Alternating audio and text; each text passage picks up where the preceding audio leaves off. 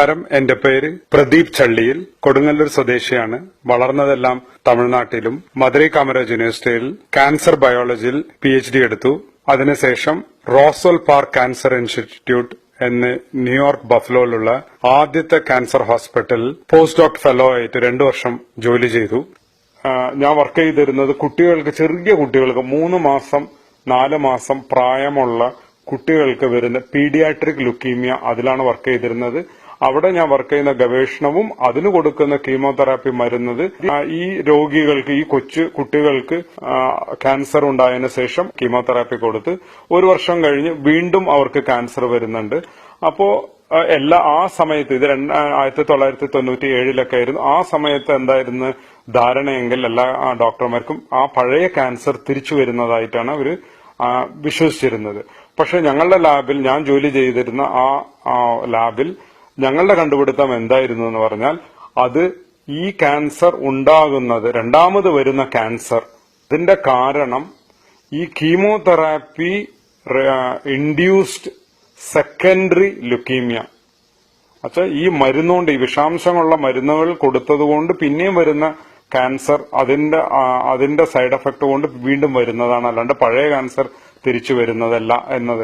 അങ്ങനെ ഇതെല്ലാം കണ്ടതിന് ശേഷം പലരും എന്നോട് ചോദിക്കാറുണ്ട്, എങ്ങനെ ഈ കൊച്ചു കുട്ടികൾക്ക് ഈ ക്യാൻസർ എല്ലാം ഉണ്ടാവുന്നത്. അപ്പോ ആ ഗർഭകാലത്തിൽ സ്ത്രീ അമ്മമാര് കഴിക്കുന്ന ആഹാരങ്ങളെല്ലാം വിഷാംശങ്ങൾ നിറഞ്ഞതായിരുന്നു. തീർച്ചയായിട്ടും കുട്ടീനെ അത് ബാധിക്കും.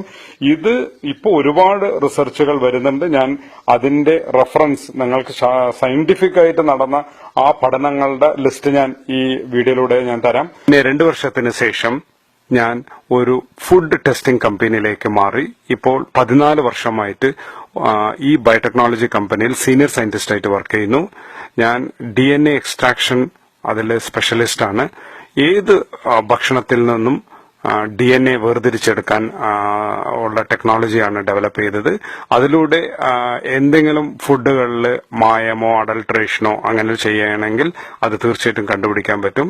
എന്റെ അനുഭവങ്ങൾ ഈ കമ്പനിയിൽ വന്നതിന് ശേഷം ഭക്ഷണത്തിൽ ഒരുപാട് പ്രശ്നങ്ങളുള്ളത് ഞാൻ അറിഞ്ഞു. കാലിത്തീറ്റയിലാണ് പല ഷോക്കിംഗ് ന്യൂസുകൾ കണ്ടത്. അമേരിക്കയിൽ ഏതാണ്ട് 2 ലക്ഷം പശുക്കളെ ഓരോ ദിവസവും അറവുശാലയിൽ എത്തിക്കുന്നുണ്ട്. അപ്പൊ ശരാശരി 10 ലിറ്റർ രക്തം വരികയാണെങ്കിൽ 2 ലക്ഷം × 10 20 ലക്ഷം ലിറ്ററോളം രക്തം ഇവിടെ പുറത്തു വരുന്നുണ്ട്. ഇത്രയും രക്തം എവിടെ കൊണ്ടുവന്ന് ഒഴിക്കാനാണ്? അപ്പൊ എന്താ ചെയ്യാന്ന് പറഞ്ഞാൽ, അതിനെല്ലാം ഉണക്കി അതിന് ഡ്രൈഡ് ബ്ലഡ് പൗഡർ അതിനെ കാലിത്തീറ്റയിൽ മിക്സ് ചെയ്ത് അതാണ് കന്നുകാലികൾക്കും കൊടുക്കുന്നത്. ഞങ്ങളുടെ ഓഫീസിൽ അത് സ്ഥിരം വരുന്ന ഒരു സാമ്പിളാണ്. Dried blood powder, bone meal, feather meal. എത്രയോ ലക്ഷം കോഴികളെയും വാൻകോഴികളെയും കൊല്ലുന്നുണ്ട്. അതിന്റെ തൂവലെല്ലാം ഒന്നും വേസ്റ്റ് ആക്കുന്നില്ല.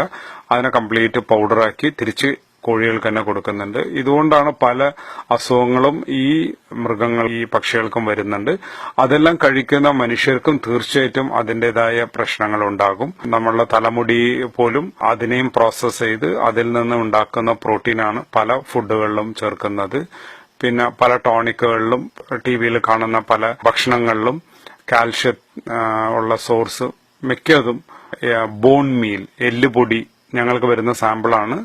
ആ ബോൺ മീലിലൂടെ എടുത്താണ് കാൽഷ്യം ഉപയോഗിക്കുന്നത്. പല ഫുഡ് ഫ്ലേവറുകളും ടെസ്റ്റ് ചെയ്യാൻ ഞങ്ങളുടെ കമ്പനിയിൽ വരും. ഈ 14 കൊല്ലത്തിൽ ഞാൻ അറിയുന്നത് ഇത്രയും സാധനങ്ങളെല്ലാം ഭക്ഷണങ്ങളിൽ മിക്സ് ചെയ്യുന്നുണ്ട്, പല ഭക്ഷണങ്ങളിൽ. അപ്പോൾ കഴിയുന്നത് പാക്കറ്റ് ഫുഡുകളോ പാക്കറ്റിലിരിക്കുന്ന വസ്തുക്കളോ ഒന്നും ഉപയോഗിക്കാൻ പാടില്ല എന്ന് ഉള്ള ഇതിലാണ് ഞാനും കഴിയുന്നത് ഓർഗാനിക് ഫുഡുകളാണ് ഉപയോഗിക്കുന്നത്.